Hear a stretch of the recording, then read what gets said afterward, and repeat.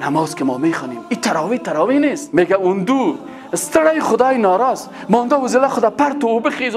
حتی شخص کافر در ماه مبارک رمضان بمیره او در قبر صحیح و سالم بدون عذاب هست. ماه بیخبری، ماه غفلت، ماه خو، ماه خوردن، ماه نوشیدن.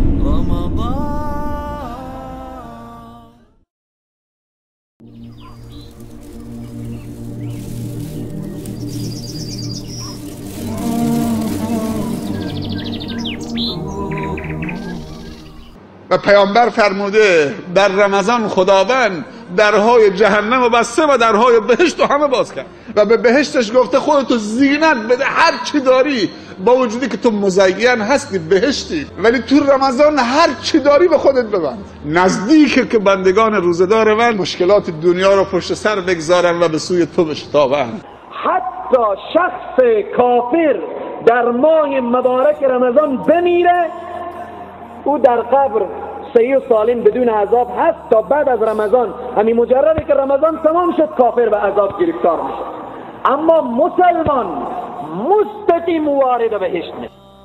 و من قام رمضان، و هر کسی که ماه مبارک رمضان قیام بکنه، و مراد از این قیام اکثریت محدثین میگن که مراد از این قیام عبارت از اینمی خواندن نماز تراویح هست. برادر اسلام، قیام ماه مبارک رمضان عبارت از اینمی تراویح هست که ما و تو میخوانیم. اینمی تراویح که ما و تو 20 رکعت میخوانیم عبارت از قیام ماه مبارک رمضان است. و در حدیث پیغمبر صلی الله علیه و سلم آمده که هر زمانی که شما نماز با امام میخوانید و زمانی که امام نماز ختم کرد شما هم نمازتان ختم میکنین، به این معناست که تماما شب در عبادت الله واحد و یگانه. نماز که ما میخوانیم این تراویح نیست. این تراویح نیست.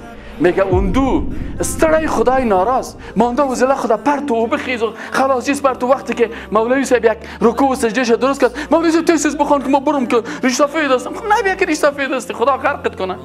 یک امروز ما و تو مسلمان ها ماه مبارک رمضان ماه تنبلی، ماه کسالت، ماه بیخبری، ماه غفلت، ماه خو، ماه خوردن، ماه نوشیدن. این ماه در حقیقت ماه انتصارات است، فتوحات است، پیشروی هاست. تمام فتوحات اساسی اسلام در ماه مبارک رمضان صورت گرفته.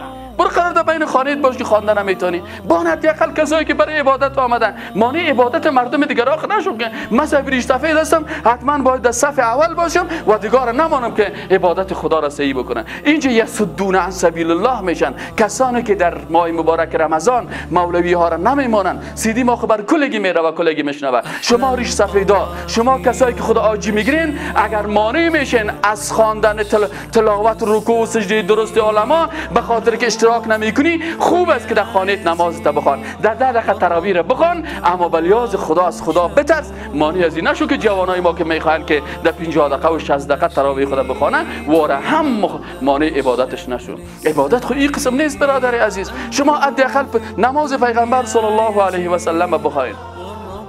برخی از مفسرین برای ما بیان میکنن برادر اسلام که امروز اگر ما تو در قبرستان بریم و از مرده ها بخوایم و تمنا بگیم که این مرده ها شما چی میخواین، یگانه چیزی که این مرده ها میخوایم خداوند ما 1 ساعت وقت رمضان نصیب بکنه. 1 ساعت وقت رمضان، 30 روزش نمیخوایم، 1 هفتهش، 1 ساعتش برای ما نصیب. امروز الله جل جلاله فرستاده که شاید میلیون ها انسان تمنایش بکنه ولیکن لحظهش برای از اون نمیرسه. و این فرصت پرگرانه و این فرصت قیمتی را الله جل جلاله در اختیار ما و تو انسان.